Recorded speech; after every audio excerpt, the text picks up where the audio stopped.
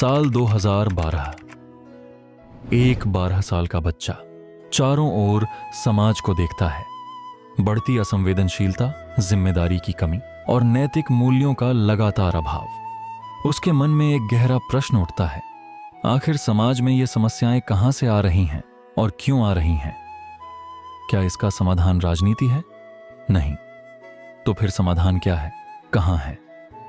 समाधान है हमारी शिक्षा व्यवस्था में। साल 2014 इस संकट की जड़ तक पहुंचने के लिए एक संकल्प जन्म लेता है।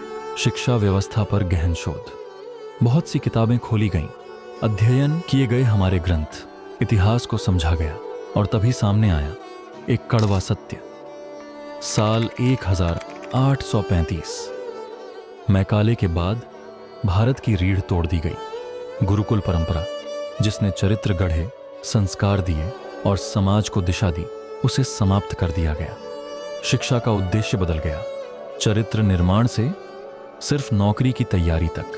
शिक्षा साधना नहीं रही, डिग्री बन गई। लेकिन प्रश्न कभी यात्रा को नहीं रोकते, वे उसे जन्म देते हैं। शुरू हुई ज्ञान की एक लंबी यात्रा। भारत की प्राचीन शिक्षा प्रणाली का अध्ययन, उसके मूल सिद्धांतों की खोज। फिर नजर गई दुनिया पर। जापान की शिक्षा व्यवस्था, फिनलैंड का मॉडल और 10 से भी अधिक देशों की शिक्षा व्यवस्थाएं। इस दौरान सैकड़ों शिक्षकों, स्कूल संचालकों और शिक्षा से जुड़े लोगों से मुलाकात हुई। प्रयोग हुए, गलतियां हुई और उनसे सीख ली गई। साल 2018 इस पूरी यात्रा का सार एक प्रश्न में सिमट गया, हमारी स्कूल व्यवस्था कैसी होनी चाहिए? साल 2019 यह दृष्टि प्रस्तुत की गई देव संस्कृति विश्वविद्यालय के प्रतिकुलपति आदरणीय डॉक्टर चिन्मय पंड्या के समक्ष। प्रतीक्षा थी राष्ट्रीय शिक्षा नीति 2020 की। और तभी कोविड-19 कोरोना आ गया। योजनाएं रुकीं, लेकिन संकल्प नहीं। साल 2023 मिला हरा संकेत और एक विचार धरातल पर उतरने लगा। साल 2024 एक सपना, एक संकल्प हकीकत बन गया। संस्कृति विद्यापीठ।